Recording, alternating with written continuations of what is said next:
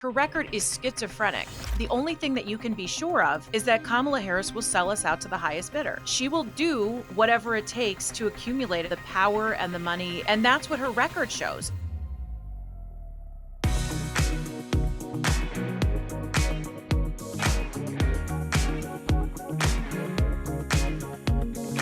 Hello, everyone. Welcome to the Steve Hilton Show. You are in for a treat today because we have got Jen Horn here with absolutely everything you need to know about Kamala Harris's record when she was in office in California and what that means for what she would do in the Oval Office. But first, there's a couple of stories that to me point in the same direction this week. And it's all about this absolutely unbelievable, shameless, brazen hypocrisy of the Democrats and their allies in the media every time they trot out this stuff about defending democracy. And you see it all over the place, and there's so many different things that have come together just in the last 24 hours or so. So first of all, we had the results of the election in Venezuela. And there, all the observers suggest that the results are completely false.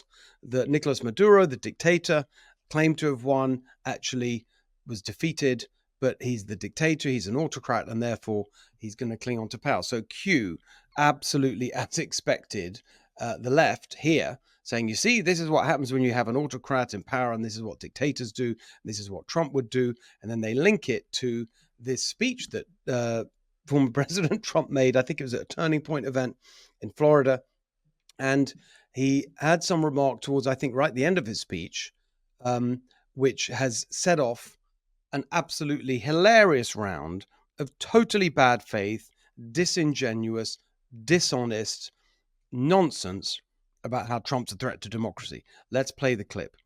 And again, Christians, get out and vote just this time. You won't have to do it anymore. 4 more years, you know what? It'll be fixed. It'll be fine. You won't have to vote anymore, my beautiful Christians. I love you, Christians. I'm a Christian. I love you. Get out. You got to get out and vote. In 4 years, you don't have to vote again. We'll have it fixed so good you're not going to have to vote. So obviously, that's a joke. It's a classic Trump line. It's going to be so great, you won't need to vote again. It's obviously what he meant.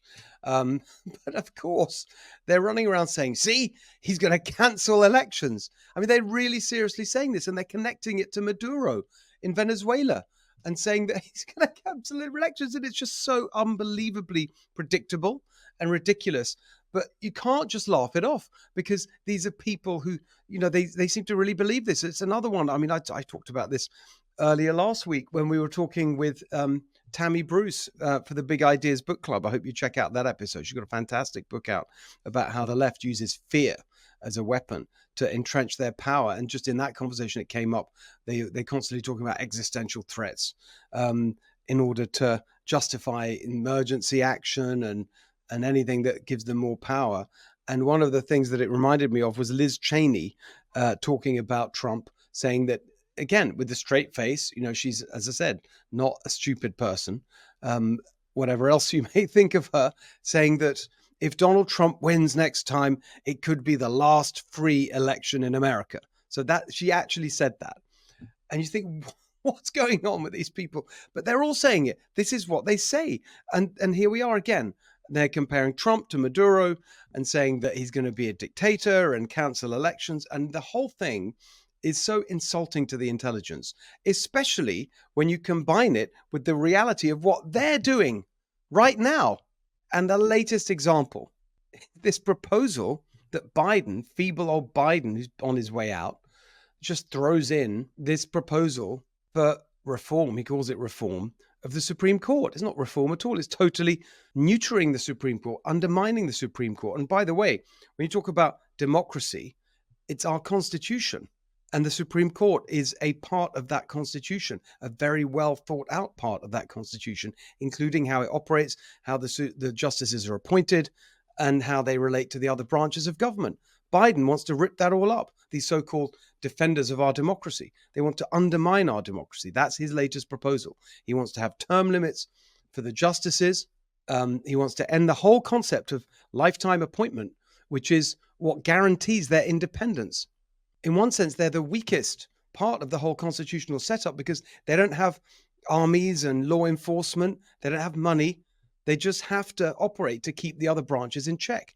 That is the whole idea of this intricate balance of power, checks and balances that the founders had, which has made America the greatest nation in the world, a foundation for true liberty and everything positive that goes with that.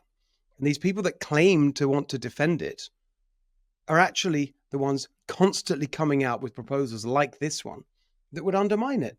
And some of it's just laughable. I mean, Biden's talking in this proposal about a code of ethics, which was all about, driven by these stories about expenses being paid by donors and gifts to Clarence Thomas and all these stories that they've wildly exaggerated. And saying you have to have a code of ethics that stops people getting gifts and travel and all these things so that they're not compromised. Oh, great. Well, that's a nice idea. How about we apply that to presidential candidates and to members of Congress and see how far that proposal would last? If you say no more gifts, no more free travel, no more vacations and perks and holidays and all the things that members of Congress get all the time and their families from donors and lobbyists and all the rest of it. It's a complete joke. So every time you hear these people going on and on about protecting our democracy, make sure you remember what it's really about, which is preserving their power. I want to talk about our latest policy document now, which is a paper that we've just published from Golden Together, my policy organization, focusing on California. It's one of those subjects that doesn't get discussed enough, but it just shows you the scale, the epic scale of the failure of the people that have been in charge of California for so long now, this one-party rule. The title of our paper is Abundant Water, and you would think that that is not something controversial that even needs to be said. Of course we should have abundant water. We don't have abundant water, and that is the direct result of policy failures. And just to give you a sense of how bad it is in California, this is an unbelievable fact. Today, you have 1 million people in California without access to reliable, clean drinking water. 1 million people. And that's just the most egregious example of their failure. If you look at what's going on with one of our great industries, agriculture, so the Central Valley of California and then extending down into places like Imperial County down near the southern border, and you have other parts, in the Monterey area, all throughout the state, you have incredible agricultural areas. It's the Central Valley, really, that's the heart of it. One of the most fertile and productive places on earth. I mean, those of you who are listening in California, you know the numbers. You know that we are by far the biggest producer of so many crops, almonds and pistachios and so on, just right across the board. We are a huge part of the global food production system here in California. Never mind our own state and our own country. It is a massive industry. It actually generates more revenue than more famous industries in California that are better known and more in the media spotlight, like tech and entertainment and so on. It's a huge, huge industry. So guess what is happening and has been happening now for years? The Democrats in charge, completely consumed by this mentality of scarcity driven by climate extremism, like the climate change argument means that we have to clamp down on everything and we can't have housing, we can't have development, can't do anything because it's bad for the planet. And one example of that is this ideology around water, which says, well, we've got more extreme weather, we have more droughts, and therefore we have to ration water and people can't use so much water. It's totally the wrong way around. Of course, it's true that the climate is changing. All the more reason that we have to adapt to that by making sure we can thrive in whatever nature may throw at us. They're doing the exact opposite. They are rationing water, just as they are rationing energy and everything else and housing to make life miserable for people. Now, of course, they don't say that that's the goal, but that's the consequence. Just as the attitude of scarcity, austerity, you can't have this, you can't have that, means that housing is impossible to build, which means that housing costs are so incredibly high that young people need to move out of the state if they want to raise a family. And it's why electricity prices are the highest in the country, because they won't invest in the new energy sources we need to keep our economy growing and our society thriving. When it comes to water, it's even worse. So they're actually when you look at their plans, and this is what the unbelievable story, as I'm traveling up and down the state of California, particularly in the Central Valley, our great farming industries that I love so much. My family in Hungary, the place we're from is an agricultural area. I feel a real connection to it. It's absolutely outrageous what's happening. They're cutting back on the water that they've already paid for. So the way the system works is you have the State Water Resources Board, and they have all these plans, and they contract with local water agencies to provide water, and you pay for it. It's a contract. And increasingly, they're just refusing to give the water, saying we don't have enough. And so you're not going to get the water that you've paid for. And as a result of all of this and other policies, you're going to have 1 million acres of farmland taken out of service because the state of California won't give our industry the water it needs. And just imagine if that was the case with any other industry. Let's imagine they said to Google and Facebook and all these companies, sorry, you're going to have to shut down 90% of your operations this year because we're going to cut your energy use. That's the kind of thing that's now going on with our agriculture industry. And then on top of that, there's this whole policy being imposed on California, which is rationing water. They call it conservation, which is take fewer showers and rip up your gardens and have this desert landscaping and all this kind of stuff.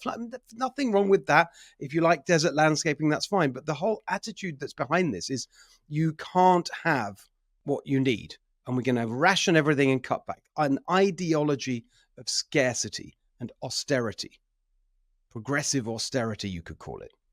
Whereas, in fact, we could do the exact opposite. We could have abundance. We could have absolutely all the water we need. We can have absolutely all the energy we need. We could have all these things if we had the right attitude and said, no, we're creative. We can think of solutions that work, and we can invest in the future and make sure that all our industries thrive and people can have a growing standard of living. And that's what our policy paper is all about, because if you actually look at what they're doing, this is the amazing thing. The current water infrastructure in California basically hasn't been added to for 50 years.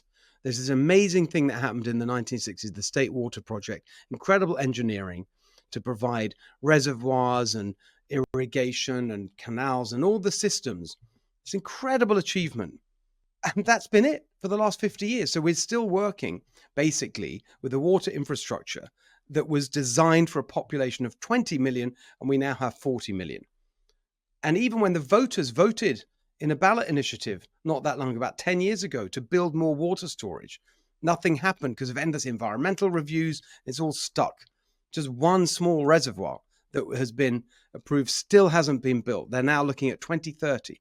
So as a result of all that, because we haven't built the storage, we haven't built the infrastructure, we haven't thought about new ways to handle any of this, and on top of that, there's this pressure to use water for what they call environmental purposes, which is to basically save a couple of fish species that they consider to be endangered, that take priority over this huge industry. Putting all that together, we're incredibly short of water. And so that's what our paper is all about, is addressing that. Right now, roughly speaking, the measurement for water, the unit of measurement is millions of acre feet. Acre feet, that's how they measure water. So we currently use about 75, the whole supply of water in California is about 75 million acre feet per year. The current plans that they've got will basically cut that, actually reduce the amount of water we have unbelievably to 65 million roughly in the next few years. Unbelievable, but that is the plan. So what we've got in this policy document is a series of steps: building new reservoirs, investing in desalination plants, actually using techniques that are really interesting under the heading of slow water. I did a previous podcast episode on this, where, for example, you refill aquifers underground and you let the groundwater recharge by directing water to places, floodplains and things like that, instead of flushing it all out into the ocean, which is what happens so much now when you have heavy rains in the winter or snowfall in the Sierra Nevada mountains that melts. So much of this water is just being totally wasted instead of being captured and stored in intelligent ways. So this policy paper, Water Abundance, is all about how we can get towards not cutting our water supply, but increasing it. It's very ambitious, but we used to do ambitious things in California. We used to do ambitious things in America. We used to think big and think about the future and build for the future. And instead of this narrow mindset of squeezing everything and rationing everything and telling people you can't have this and you can't have that, let's change all that. Let's embrace this mindset of abundance, build the water storage we need, build the infrastructure we need, and give our people the water, the essence of life. Water to live, water to grow, water for California. That is our new policy paper. You can find it at goldentogether.com. Okay, joining us for California Corner. It feels like it's been ages. Jen Horn, I don't know. Has it been, or just the craziness of our days and weeks at this point? I keep saying that the news cycle, like the ceiling fan, it used to be that the news cycle was like a ceiling fan. Now it's like a fire hose, Steve. So I feel like we're sort of living in dog years. Like every month is like 7, it's insane. I think. I mean, I just don't know. Where have you been? Anyway, nice to see you. And Me too. to that exact point, you've got some really great information that the whole country needs to share. Everyone in California certainly needs to be reminded of, which is because the latest turn in the news cycle was Kamala Harris.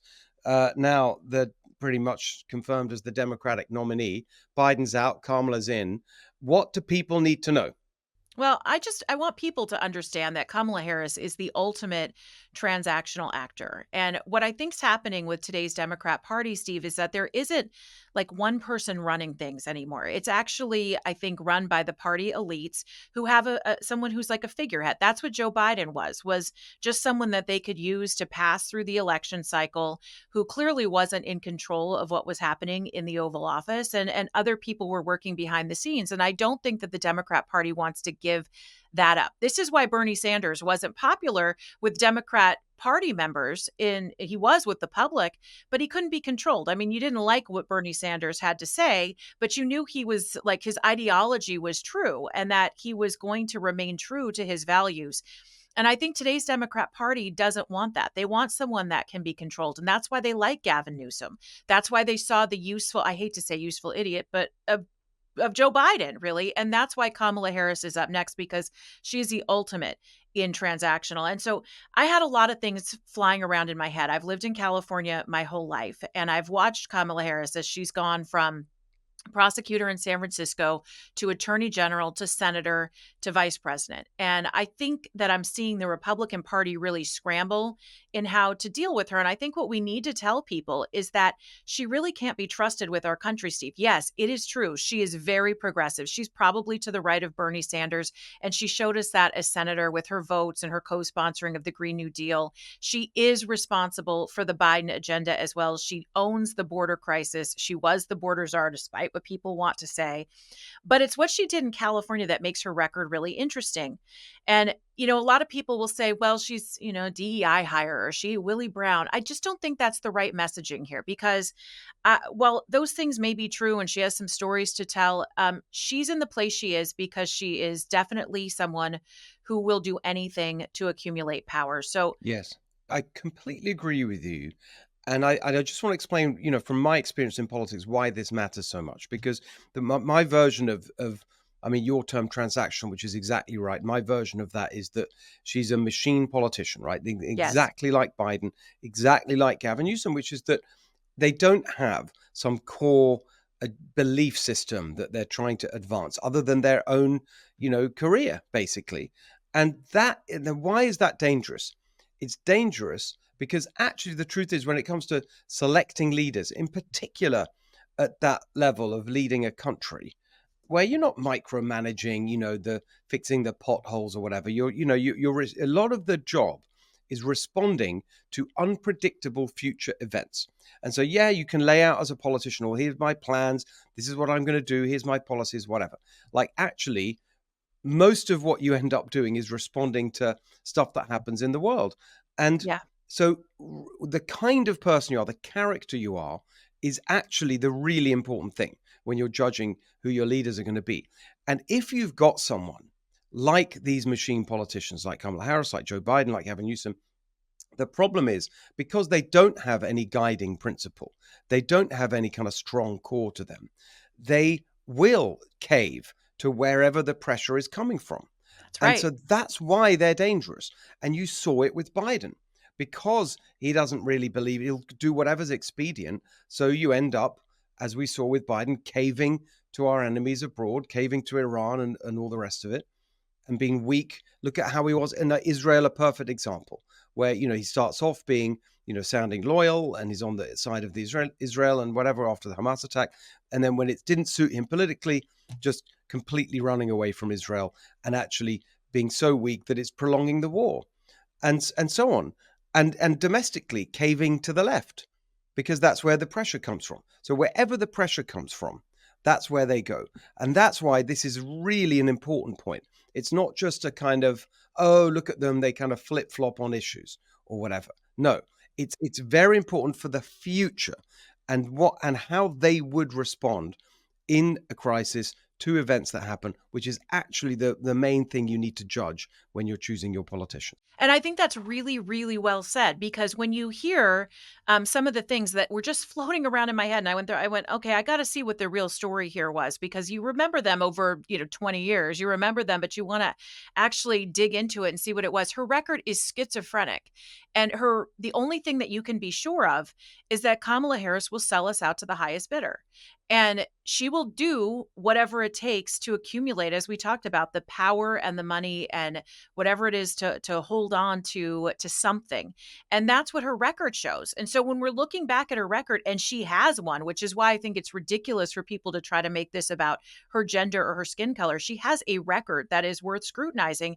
You're going to see that what she pretends to say is really not what's reflected in her record. So, for instance, she says she wants to protect people of color. Well, of course, this is the easy one. It's the one we've all heard about, that Tulsi Gabbard did so beautifully during the debate in 2020 when she called Kamala Harris out for locking up 1,567 Black men for low-level marijuana possession offenses. That's it. They were holding marijuana, but she put them in jail. And so the question is, why did she do that?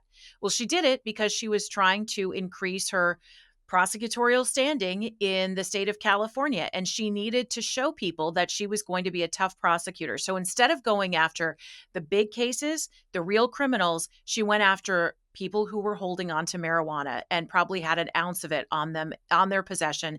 And she used that to try to pad her record.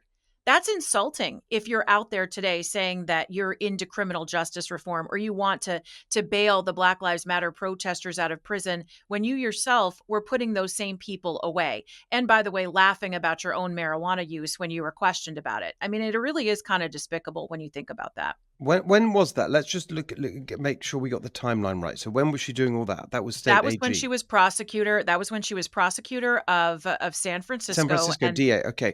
and trying to sell look her strong record when she was running Mhm. for AG statewide. You got that right. Okay. Now, it also, as prosecutor, and this is where it's really telling, because this is where she's making her move, right, to the big time. She's leaving a San Francisco prosecutorial position as DA to now wanting to become the Attorney General of California. So here's a real problem. In San Francisco, in her office, she ran all of the DAs.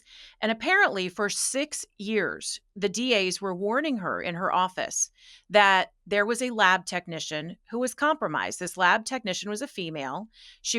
People knew she was stealing drugs. She had a cocaine habit. She was stealing drugs. She was falsifying evidence. She was giving bad testimony in their trials.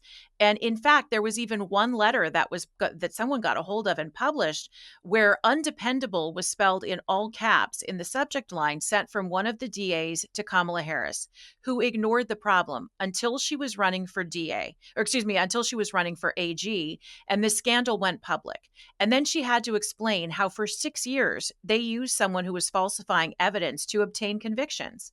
And so ultimately, she tried to play stupid. She tried to pretend that she didn't know. And then she said, well, she did have an inclination, but she never really provided guidelines as to how these people who were put away were going to actually get their cases settled, knowing that they were put away maybe with false evidence or evidence that had been tampered with. And ultimately, at the end of that, she had to overturn 1,500 cases in the city of San Francisco alone because of this lab tech who was left in position for 6 years and had tampered with and provided bad evidence, faulty evidence. 1,500 cases. That were overturned. It's huge in the city, just in one city. I mean, you could think maybe if that was the state, but Yeah. this was the city of San Francisco. It's a large number of cases. And of course, she said she didn't know. And still, when she left the office and went on to become the attorney general, there were still no guidelines in place as to how people who were put away were actually able to to get access to whether or not their files were held up with this lab technician. So that was another scandal. And she loves to talk about helping women, right? She's a big fighter for women. Well, you may remember the mayor of San Diego. His name was Bob Filner. Very charming man, apparently, who liked to put women in headlocks. He had 20 allegations against him of abuse and assault. I mean, I can remember when this story broke, I was just starting out on the radio in LA at AM 870. And I remember there was a woman who said he cornered her in a booth at Marie Callender's, of all places, really high class, and wouldn't let her out. And 20 different women came forward accusing him with the same types of things. While he Now, was mayor while or on he the was way up. mayor. Right. That's right. Now, this is when she's Attorney General of California, and Kamala Harris gets a lot of political pressure because they shared a political consultant. He still wielded a lot of political power in California, so she went to him and made him a deal and said, if you cop to one charge, basically, I'll give you 3 months of house arrest. He should have been locked up for over 5 years if she had actually appropriately charged him, but instead, she gave him a plea deal. 3 months of house arrest is all he got for 20 different allegations from 20 different women. And to put salt in the wound, you might remember in 2020, she went after President Trump for appointing Alex Acosta to his administration.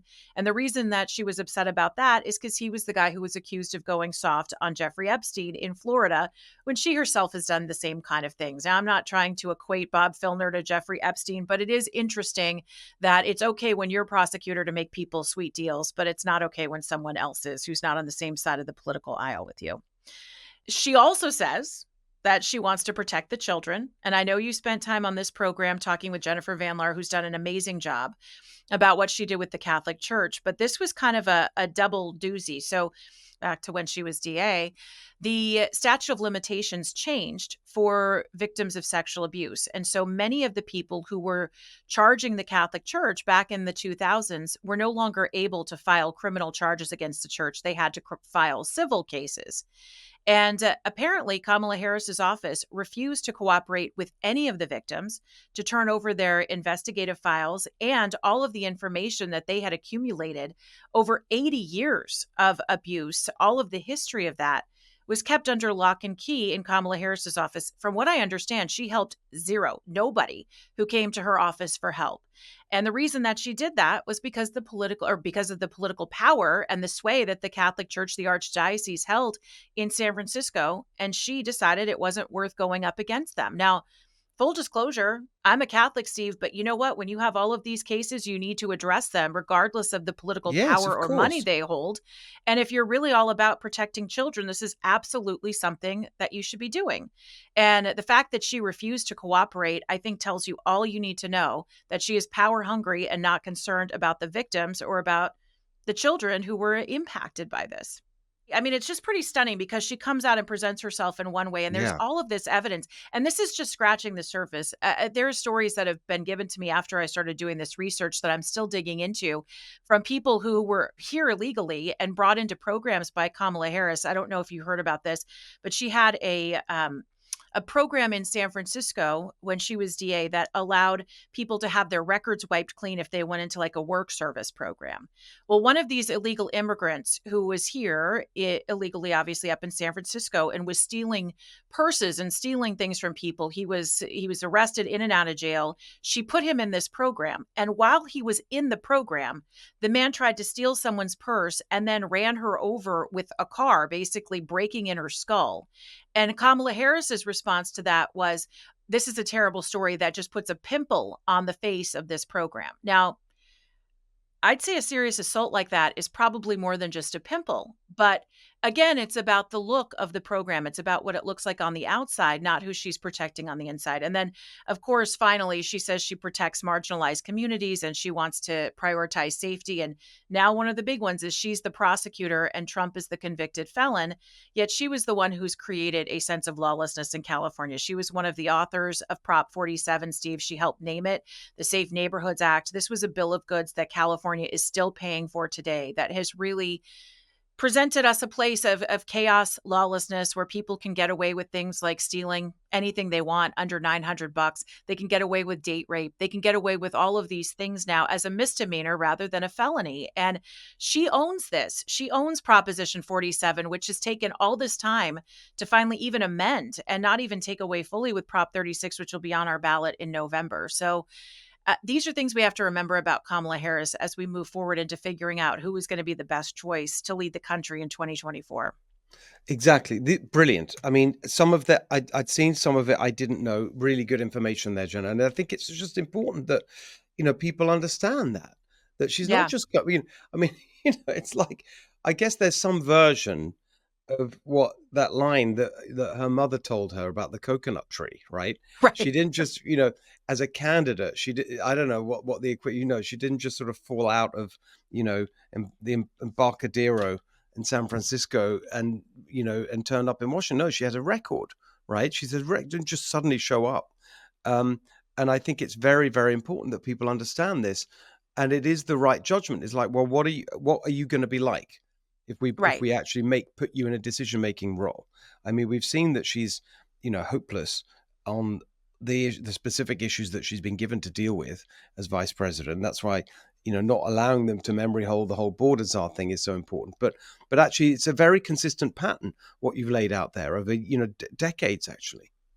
I think it also shows her disconnect in managing things. So, okay, we've established that her decision making can be bought, perhaps, with the whatever is going to come to her. She'll look to benefit herself, probably more than she'll benefit the people that she's about to represent. But I think it also shows her leadership style. I mean, we've learned something over the past week or so that she had a turnover rate of 92% of her staff. Well, if you look back to some of the stories we just talked about, and you looked at the fact that she had someone who was doing inexcusable things for 6 years and she let it go despite the complaints of the DAs working underneath her, that tells you something about how her manager style is going to be too. And maybe that's why the Democrats want her. Maybe they want someone who's just going to let things go and not ask too many questions. But I want someone who I feel that is actually running the country. I want someone who is going to be strong. We've been in weakness now for 4 years. So we need someone who's going to be in charge of the departments that they're running, that they're going to have some accountability for the cabinet secretaries that they appoint. Exactly. Look, and the thing that's so striking when you read these accounts of what she's like is that she's just not engaged in anything in a Right. serious way. And then she blames the staff for not telling her the information that they actually gave to her, but she couldn't be bothered to dig into. And so that's not a sign of someone that you can have confidence is going to run things in an effective way.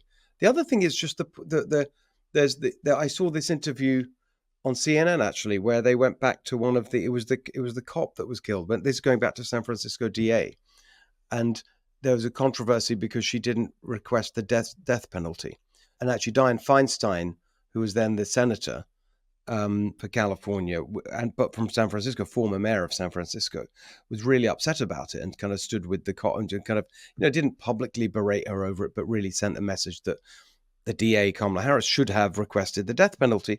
And there was an interview with the widow just now. And the other thing that, not just the decision itself, but the fact that she didn't reach out to the to the family personally in any way. And then it was just reminded me so much of that interview, that disastrous interview she did with Lester Holt when he asked her about going to the border.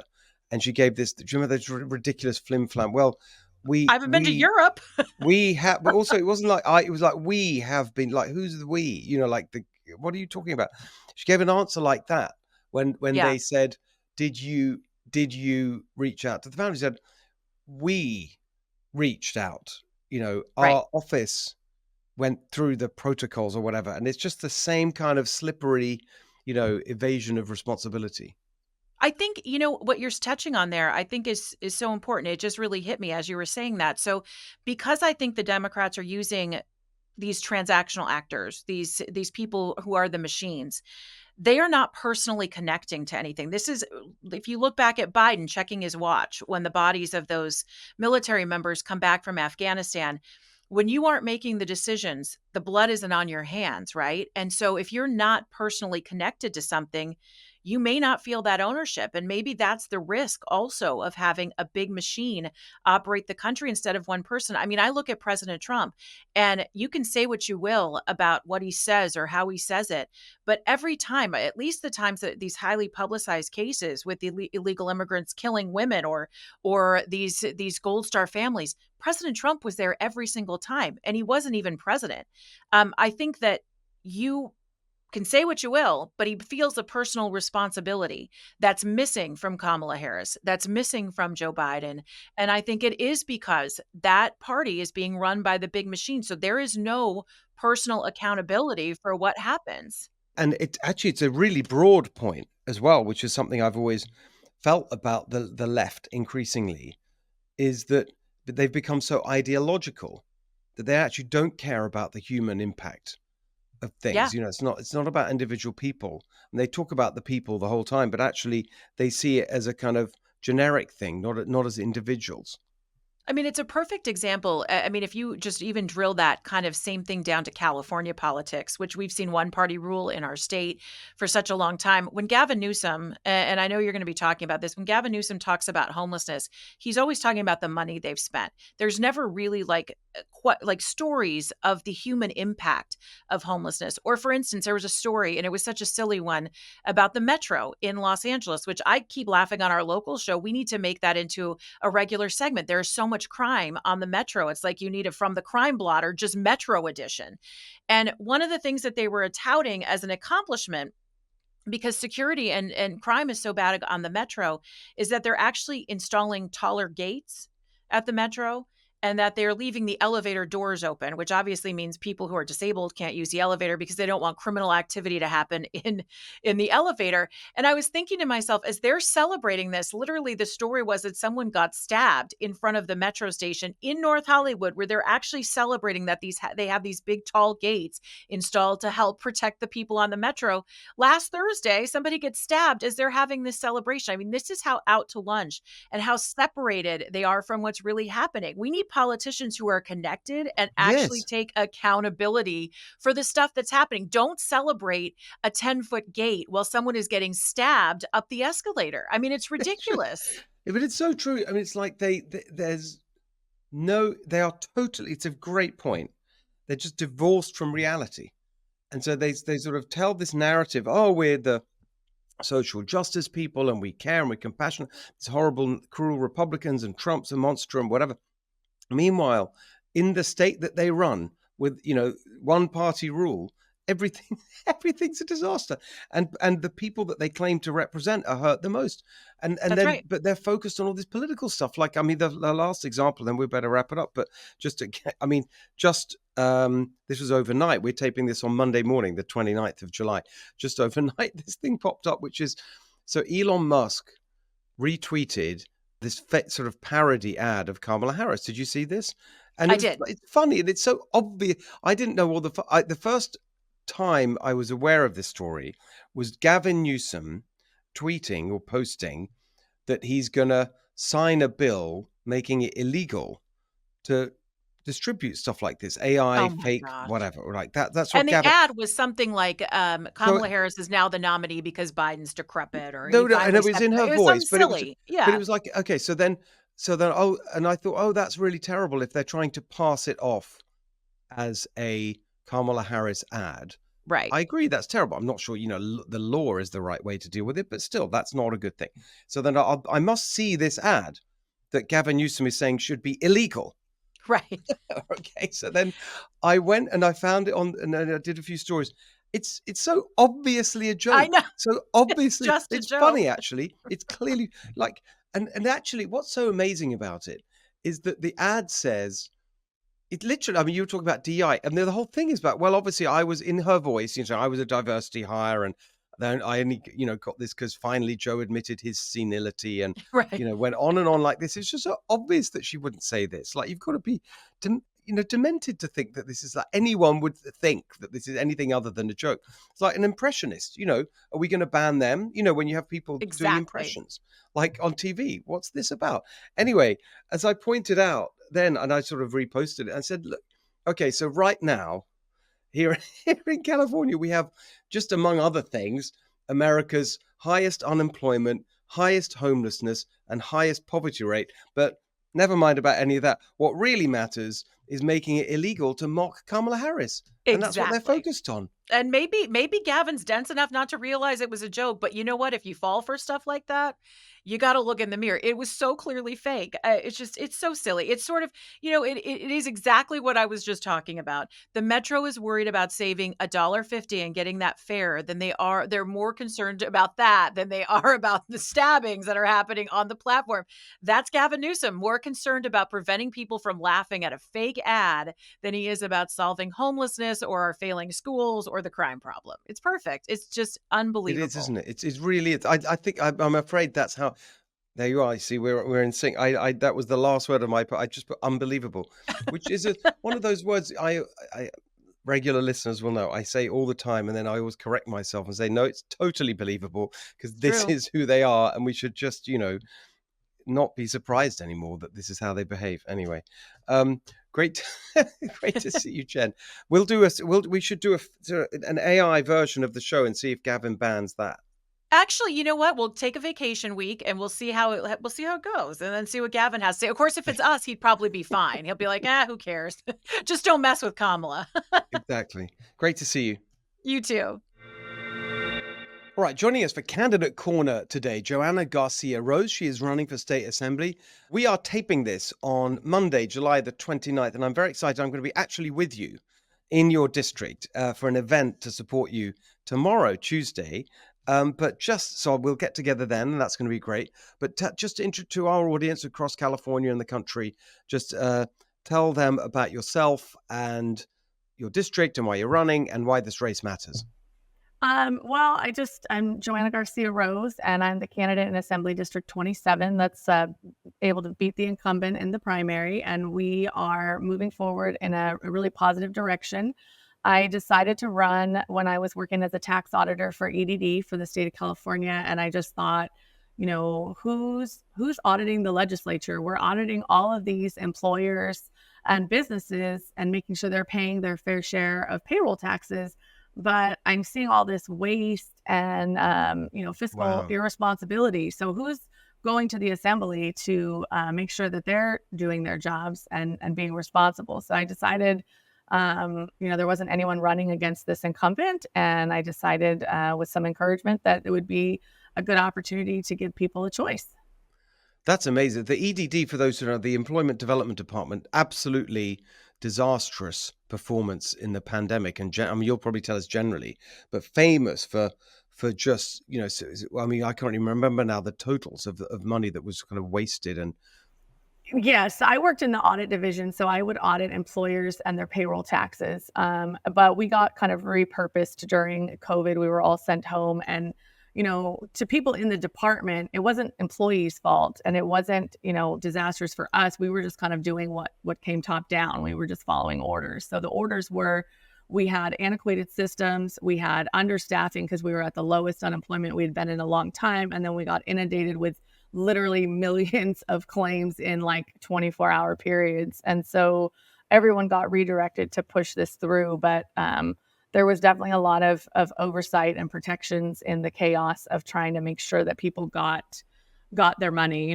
They were hearing the stories of the working mom who was at home and had children starving. So it became this like blanket, okay, push everything through, get everyone money right away. But then we had all these felons that were in prison collecting unemployment who obviously they couldn't really work. So they were committing fraud when they were answering the questions, but there was no way to track it in real time. And that should have definitely been caught on to a little bit faster by the higher ups. So where's the district? Tell us a little bit about that. This district is 3 counties, Merced, Madera, and Fresno County. So it comes basically from Delhi off of 99 all the way down to Coalinga off I-5. And it kind of straddles between 99 and I-5 through through Madera and Fresno. So it includes almost all of Merced County, and then the west half of Madera and the west half of Fresno. So that's a big agricultural district, Central Valley. Yes, it's one of the largest, probably in the world, actually. There are some other industries within the area, but everything kind of stems back to agriculture. Even if there's, production plants, like we have Morning Star tomato processing plant. That's one of the world's largest processing plants, and that's headquarters is in Merced County, I believe, and they have a ton of employees, but it's still stemmed off, the agriculture production of tomatoes. And so this is your first foray into politics. Not technically. It's my first foray into politics where we're going to be successful. Okay. So I graduated law school back in 2013, and I was farming and water well drilling with my first husband, and I just was really frustrated about the water policy, and I did not like our congressman, Jim Costa, who had been our congressman in that area for a long time. I was living in Chowchilla, still in the district. And so I decided the Constitution said I could run for Congress. I was old enough. And so I was going to run for Congress. And there was 3 other gentlemen with the Republican Party running. So it was a very crowded ticket, but I gave it a good effort. And I wasn't successful in the primary, unfortunately. But Johnny Teixeira, I'm sure you remember him, was the candidate that went forward. And he was very close. He probably did technically beat Jim Costa, but they always find 1,000 votes at the end of the day. So in order for Republicans to win in California, you've got to win by a lot. So how's it looking? How's your race looking? Tell us, what are the dynamics of? It looks really good. It is it's a, I think, 16-point lead Democrat district, but it's kind of skewed because there's a lot of people, I think, that left the Republican Party that are still conservative. It's 43% Democrat, 27% Republican, and 23% declined to state and independent. In terms of registration? Yes, in terms of registration. The turnout in the primary was 30%. The incumbent claims it was a higher Republican turnout in the primary, and that's why she lost by 1,055 votes, almost 2 percentage points. But I don't believe that's true, because I know a lot of independents and Democrats who had said they voted. So I think we have a really good opportunity to flip this seat. It was a Democrat stronghold for a long time, but it's also 66% Latina community. And my family, my father's grandmother, all of those people are very conservative when it comes to family moral values and what we're seeking for day-to-day life, the American dream, and making things prosperous for our children. So I think there's an opportunity. And so tell us a little bit about that and your family history. And that, because it's such a big part of the conversation about politics in California, the Latino vote and so on. So my maiden name is Garcia. The Rose is my husband's last name, which is Portuguese. So the Garcia comes from Mexico. My father's grandmother immigrated with her brothers to America. They actually went to Iowa.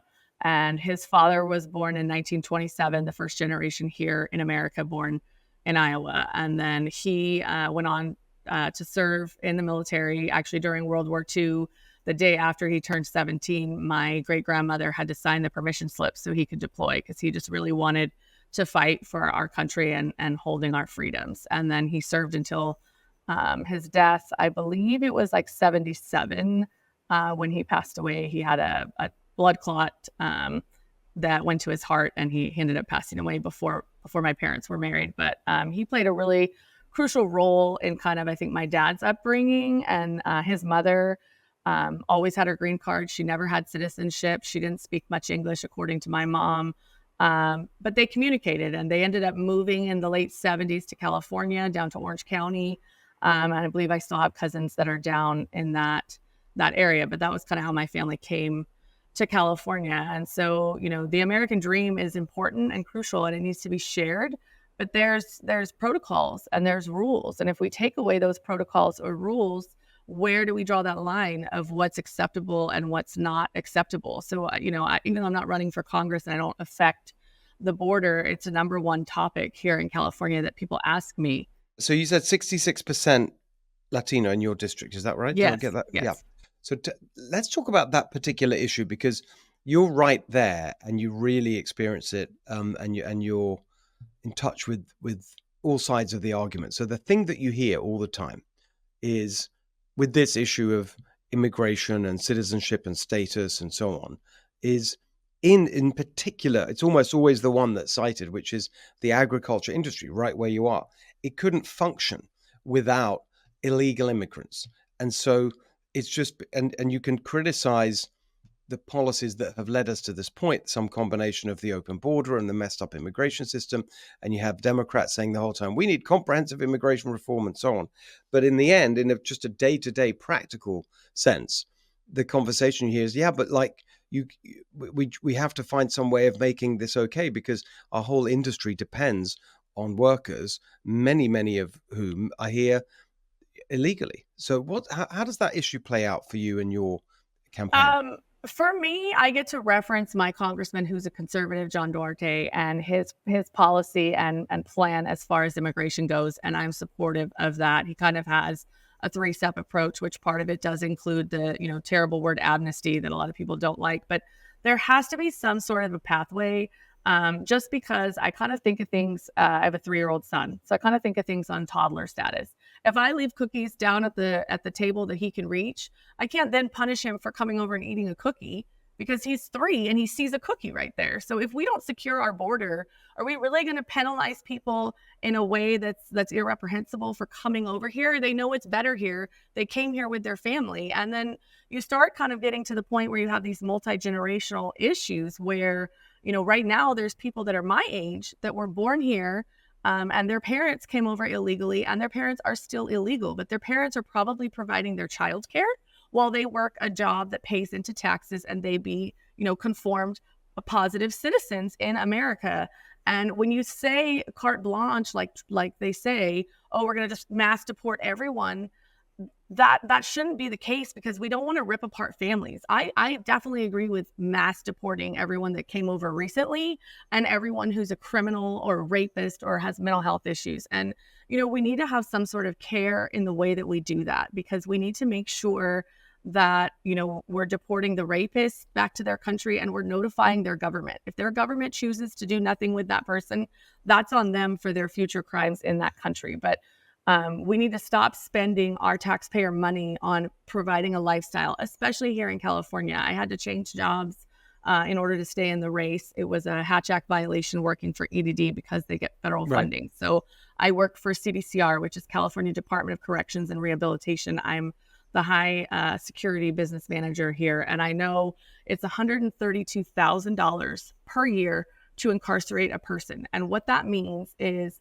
they get air conditioning, they get heating, they get a tablet, they get education, they get all of these opportunities, no matter what their crime was, whether it was a little drug crime or a serious, murder and rape, and whether they were a child rapist or not. And so like the incumbent I'm running against voted no for the bill that Bill Asaley tried to pass that eliminated sanctuary status for convicted sex offenders of minors. So not all sex offenders, just the ones raping our kids.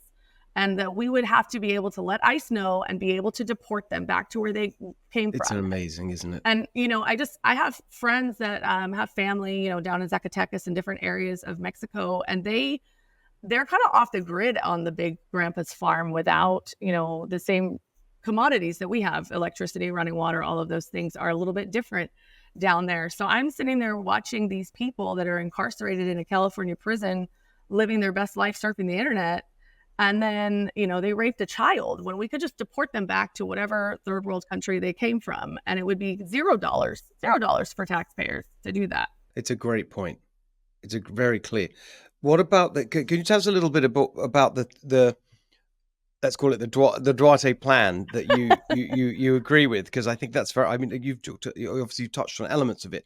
Just lay it out So Duarte was in support of securing the border. We need to secure the border. I'm absolutely in support of that. Most people I know are in support of that. We need to have a secure border. We need to know who's coming in, when they're coming in, and why they're coming in, how they're coming in. That has to happen. But we also need to have more doors open, as I call it. My version of the Duarte plan is we need to have more doors open. And you see all these apps. You can literally go online now and do your DMV paperwork. You can go online and do certain things within governmental agencies, scan documents. So why is it that we're not going to use technology to our advantage and streamline the process for people coming here legally so that we know who's here? We also need to have a plan that deals with who's here right now. We can't just send every single person back. We don't want to rip apart families. And the sample I have of that, my husband's neighbor before we were married, she's an American citizen. She was pregnant with their second child. Her husband had a green card. He was working a job in the Central Valley in agriculture, and his green card expired. I don't know if this was during Trump or the beginning of Biden, but he went back to Mexico because he wanted to obey the law and be compliant. And he couldn't get back until he could get his paperwork processed. She was 6 months pregnant. He met his son, who's like 3 or 4 years old, for the first time last year. That is ridiculous to me. He should have been able to be there for his wife. She had a child under 2 and was pregnant and on her own because her husband was following the law and being back in Mexico until they could get the paperwork processed with the attorneys for him to return home. So, it's situations like that I think the left can use against us, because those are heart-shattering situations, and we need to have empathy, and we need to have grace, and we need to have a process. It should not take that long. I even know my first husband got remarried, and she was from Thailand, and I think it was 6 months to a year before he could get her to the States with her visa, and that's just. It doesn't seem like that long, but if you think about how long would you want to spend apart from your significant other or your child, that's a long time. Yes. That's not right. So we have to shift where our resources are going, and we need to focus on being secure and making there be a quick pathway for people to come here, not necessarily permanently, just make there be a pathway to work. To know who's here, who's working, who's going to school, just to try. Yes.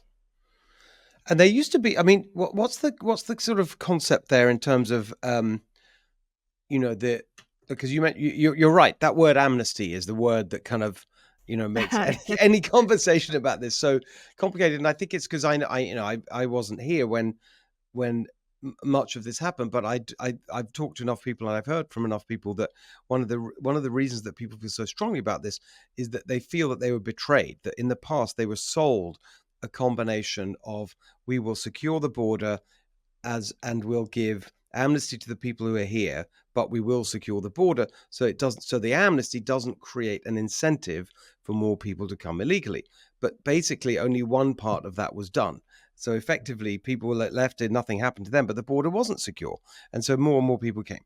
And I think that's the sense of betrayal that people feel, and just don't trust the politicians. What can be done at the California level about any? If you're in the legislature, is there anything you or your colleagues there could do about any of this?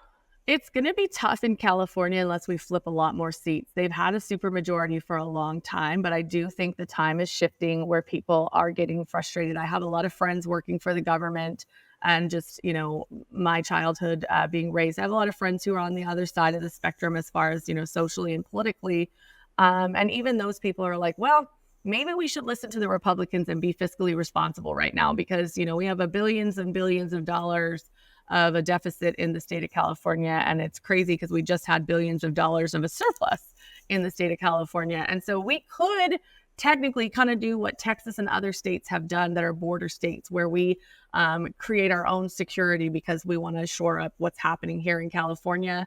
We're going to need to flip a lot of seats, and we're going to need to change a lot of minds in order to accomplish that here in the state of California. So for me personally, why I'm running and what my focuses are just kind of bringing people back to reality. I want fiscal responsibility and management across the board all the time with all government agencies within the state of California, whether it's a surplus or a deficit. It has to run and be functional in a way that preserves taxpayer dollars and also still gets the services that are necessary provided. We need to look at our education system.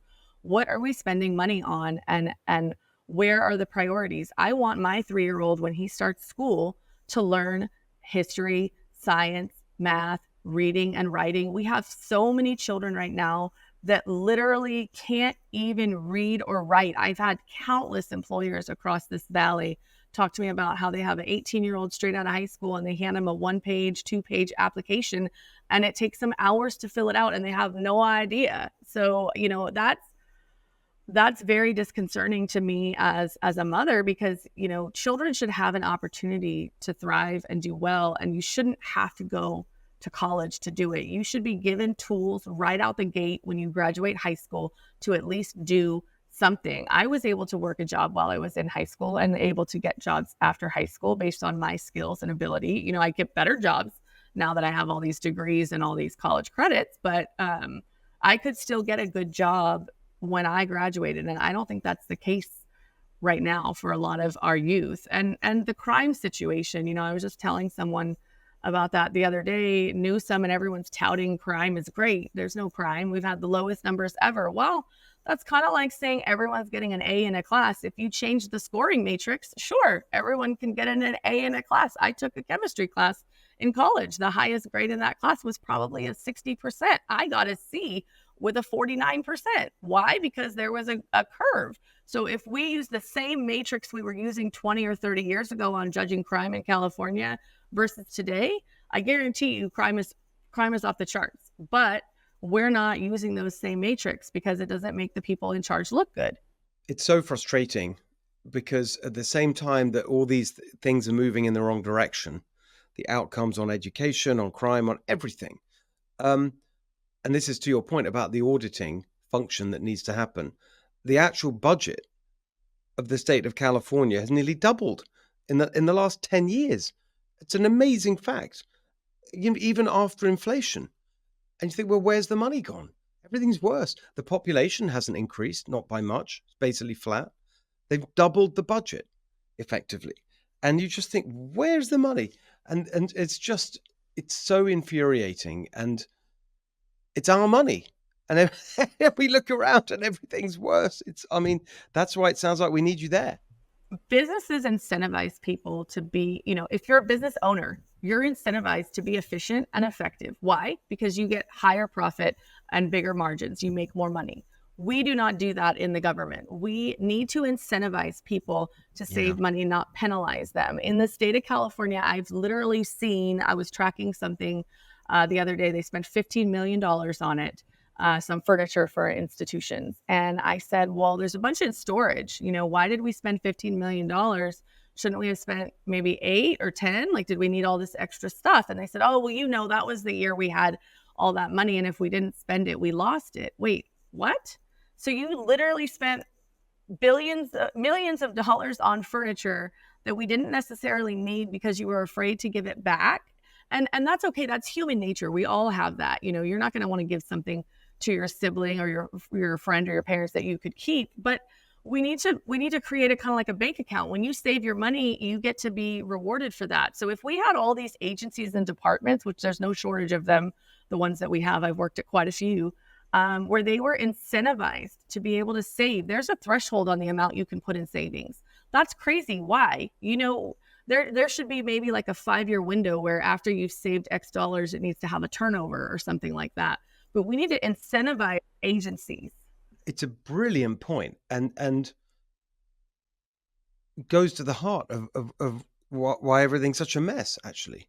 And it's not the staff. I've worked in EPA headquarters for Department of Toxic Substance Control. I've worked at the actual prison, both men and women's in Chowchilla.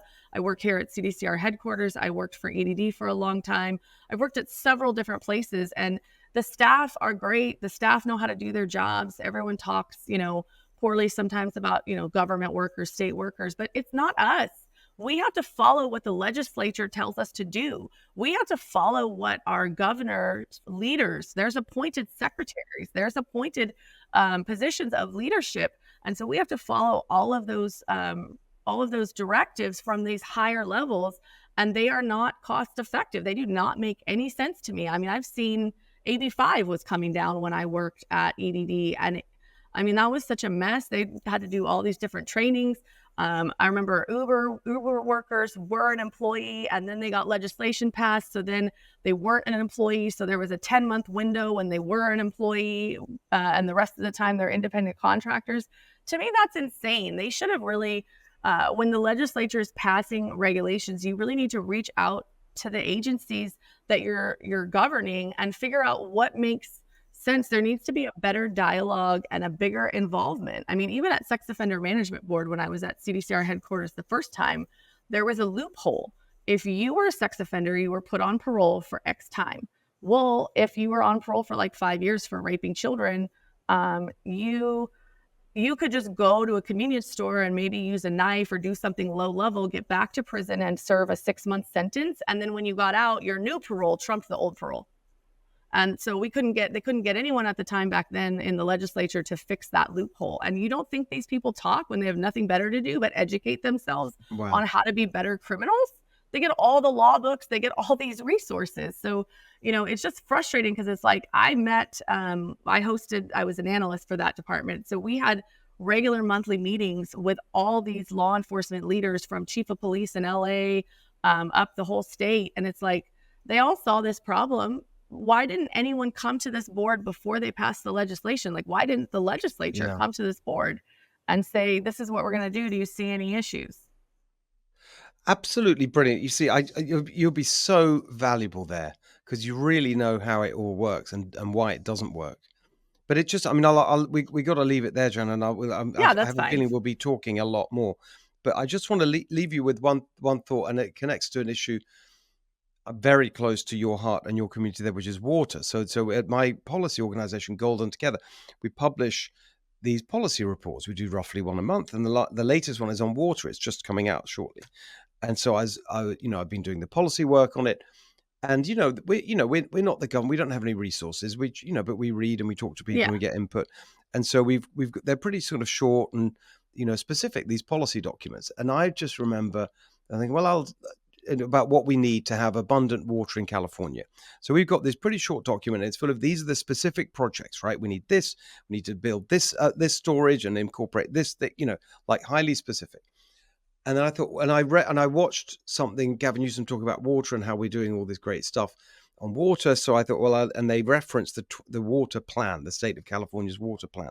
So I better read it, just to make sure I'm across what they're doing, and maybe they're doing some good things, and we should say that. Or I don't want to duplicate what they're doing. So I got this document. It's 250 pages, something like that. I actually couldn't believe what I see. I kept sort of going through it, reading it. And then I was skimming it. I was trying to like, well, where are the projects? Where are the specifics? Where are the actual things that they're going to do? And it was stunning to me. There's hardly anything in there that's actually practical. It's endless agencies developing strategies and formulating plans and liaising with other agencies and coordinating and this and that and equity and on and on. I said, well, what are you actually doing? And it suggested to me that actually when you look into the government bureaucracy in these agencies, it's just armies of people who are just talking and writing documents and publishing strategies and doing nice kind of PowerPoint slides or whatever, but not actually doing anything. California is unique in a lot of things. We are, I believe, one of the greatest states, probably the greatest state in the nation because of our diversity of our regions. You can go from the snow to a desert to a beachfront, to the mountains. You can be in prime farmland and water. That's actually why I initially did that little run for Congress, is because I took species protection and policy in law school. And I took water law, and I was very motivated about the issues to do with the Endangered Species Act and all of the federal regulations, because those were created when there was an opportunity. In the 70s, they didn't have the same science we have now. So it's like, oh, this animal's dying. We got to stop that right now, everything until we figure it out. But now we have science. We have things where we can mitigate. And, when they were prioritizing a Delta smelt, I was sitting there wondering, what about the riparian river rabbits and rats and the indigenous to the Central Valley? They don't get any of this runoff because we're protecting the smelt, which is really just, a BS cover up for dealing with the fact that they pollute the Delta, and they need to, they don't want to pay for new waste development processing plants in those areas, because that would be an undue burden on those societies in that area. So they instead burden us in the Central Valley. And, I hate to get biblical, but there's a thing in the Bible about the 7 years of famine that happens after the 7 years of feast. And so if you are smart, if you are resourceful and follow God's plan, you will preserve what's necessary during your 7 years of abundance so that you can survive the 7 years of famine. And to me, California is on that cycle over and over and over again. I was water well drilling for quite a while. I don't technically still do it. I have a couple projects that I still work on, but I was out there actually drilling ag wells 1,000 feet deep in the ground. I've never not hit water, but I was out there doing that. And it was just frustrating because there's been no new resources. And yet taxpayers has asked that there should be. We voted before I could even vote. There was legislation to create new water storage and have additional water. But I think it's done on purpose. If you keep people fighting, if you keep things scarce, you can maintain control. How do I control my child? I say, do you want to do that? No? What if mommy gives you 3 Skittles? If he had a whole bag of Skittles in his room, would he care when I offer him 3 Skittles? No, he wouldn't. So they want to keep our water limited because then we have to do what they say. We have to buy into all these bureaucracies. They're just additionally taxing us. It's a never-ending tax. Yeah, it's never going to go away. Way of putting it. So, we Amazing. need to focus on California is probably one of the easiest states to be a prime example of how deregulation could help. Oh, yeah. Instead of adding additional laws to fix the other laws, if you get an outfit, you stain it, you ruin it, you tear it, at some point you're going to stop putting patches on that dress because you can't cover it up. It's going to look hideous. Eventually you just got to get some new material and make another dress. And so, it's frustrating because the state of California just tries to legislate our way out of our problems, and the legislature and our all these rules and regulations, this over-regulation is kind of what has led us to these problems. So do we need to be fiscally responsible? Do we need to be, good stewards of our environment, protect animals, make sure there's balance and stuff? Yes, we do.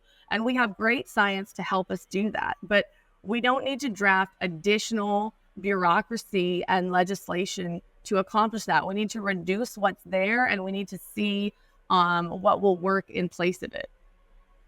Well, I couldn't have said it better myself. I so violently agree with you. Some of the work we've done at Golden Together exactly on that. People can follow that, by the way, if you want to check out the water report or our previous one we did on making California the best business climate in America rather than the worst, which is what it is now because of all this regulation. That's at goldentogether.com. But before we go, Joanna, please tell everyone where they can follow you and your campaign and get involved. Everything for the campaign is Joanna for the Valley. So you can go to joannaforthevalley.com, my Facebook, I think Twitter, Instagram, those are all Joanna for the Valley.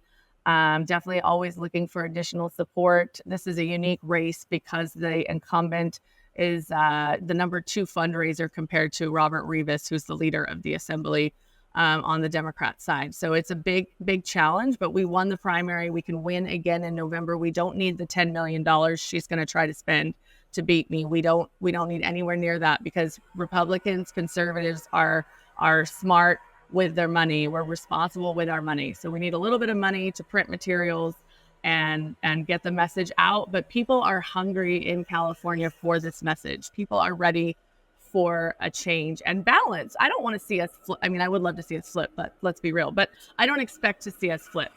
So we need to be balanced. We can't have a super majority. Exactly. Fantastic, Joanna. I'm really, really excited to see you in person again tomorrow and spend some time with you in the district. And for now, thank you so much for joining us today. That was a great conversation. Really appreciate it. All right. So, we were talking earlier about democracy.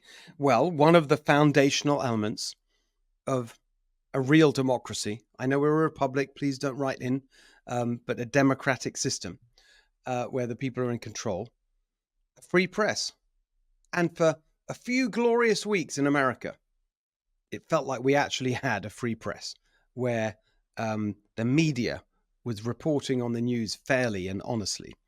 And the little window of light that we had was between that presidential debate, the Biden debate, and a weekend ago, when Biden stepped out and Kamala Harris took over.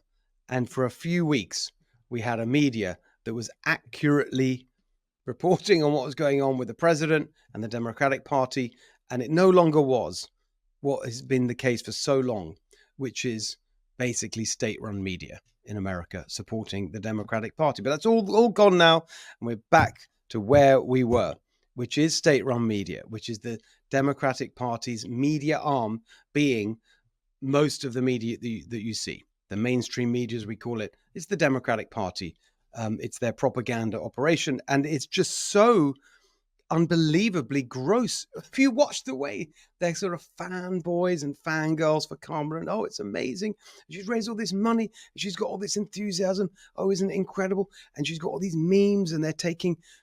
Did you fall out of the? Do you think you fell out of the coconut tree and turning it into something great, and all the rest of it? And there's no better or worse example of it than, of course, the total shameless, brazen gaslighting from the media to help her over one of her biggest vulnerabilities, which of course is the border, and the fact that this was the main concrete substantive job that she was given to do in her years as vice president, and had nothing but calamitous failure. And so they're pretending it never happened, and she was never asked to do this job. I mean, it's just so outrageous. We need to remind ourselves what they're exactly doing and saying. Let's take a look. She was put in charge of the border. Nope. She was put in charge of reaching out to the South and Central American countries to stem the immigration. She wasn't the border czar. She was not actually the border czar. She is not the border czar. She was never border czar. She was not the border czar. Let's be very clear. There was no border czar. And then it's even more embarrassing. I mean, you have Axios, for example, totally humiliating themselves, saying, well, we were among the media organizations who incorrectly reported that she was the border czar. And they're even correcting their own coverage because it was unhelpful to Kamala Harris now. I mean, the whole thing is a complete joke. There's only one thing to say about this, which is thank goodness for independent media, for technology, for Elon Musk for buying X, so you can get the truth out there, and for platforms that enable shows like this to operate, and many, many others, independent media, not controlled by these gatekeepers who are now so obviously in the tank for Kamala. They literally are effectively part of the Democratic Party. But that's why we need you to keep supporting this show and others like it. We do appreciate that. That is our show for today. Do please follow us on Apple, Spotify, YouTube, wherever you get your podcast. Tell everyone about the Steve Hilton Show and Big Ideas Book Club. Some great conversations on there as well. And we'll see you back here next week for the next episode of the Steve Hilton Show.